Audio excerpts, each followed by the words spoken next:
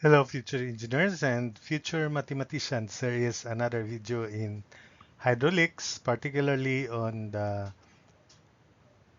problem on fluid force on plane surfaces. So here is the problem.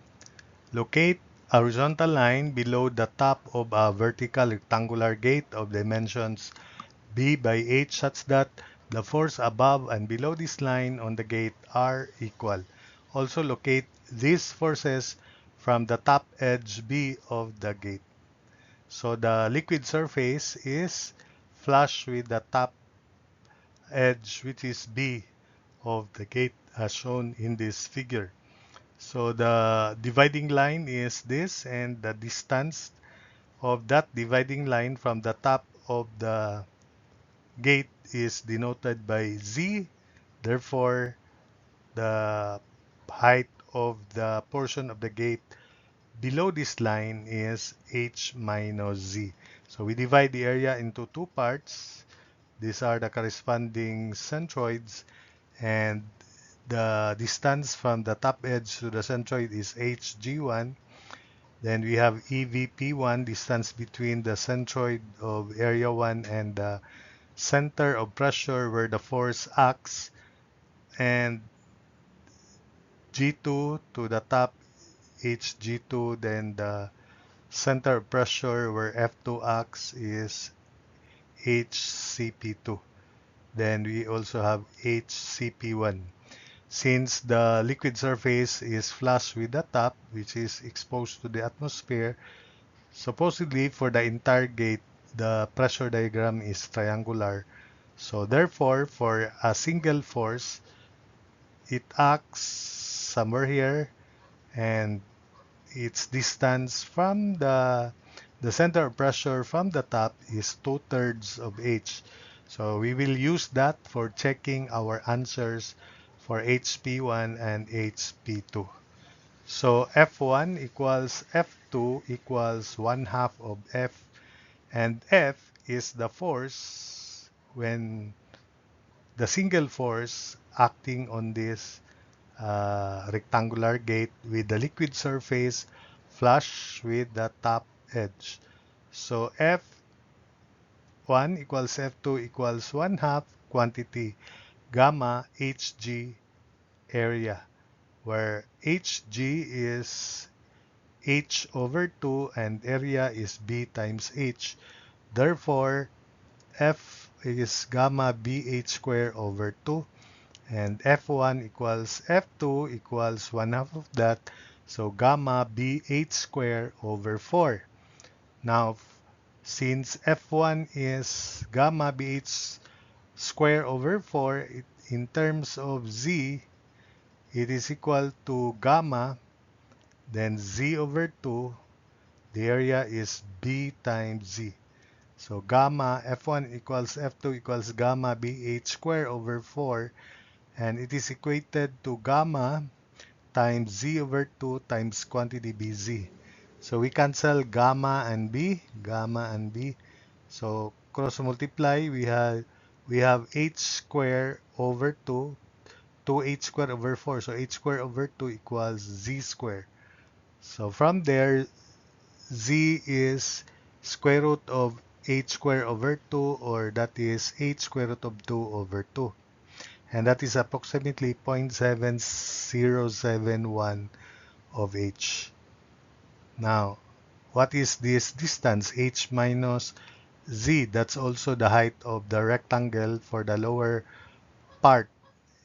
So HCP1 is 2/3 of z for the location of F1, and there's no need to solve for AVP1.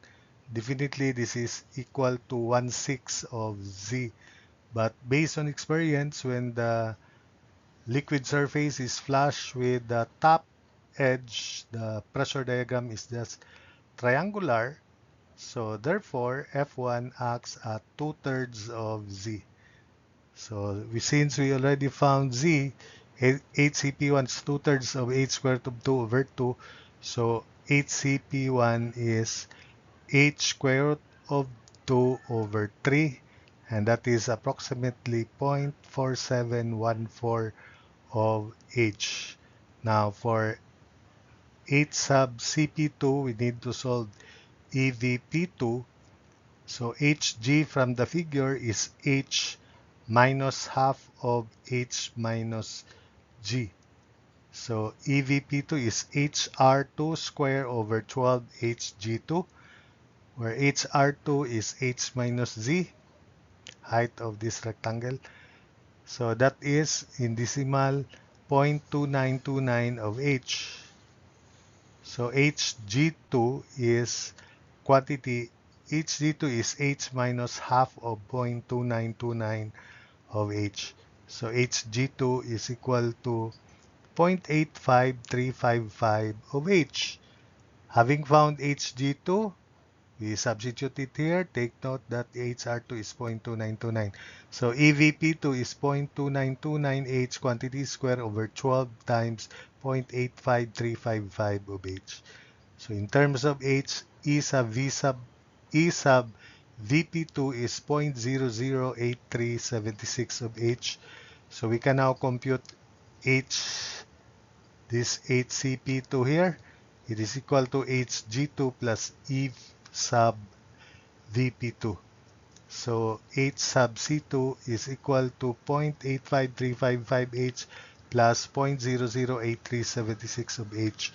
So H sub CP2 is 0.8619H.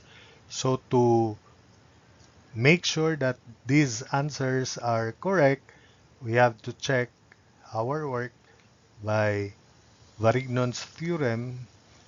H sub Cp, if there's only one force, there should only be one force F, and F is equal to this, and it acts at at the center of pressure, which is when the liquid surface is flush with the top of the gate and it is rectangular, 2/3 of H.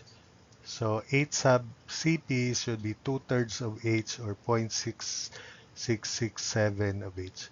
Now using Varignon's theorem, F times H sub Cp equals F over 2 times 0.4714H plus F over 2 for the second force.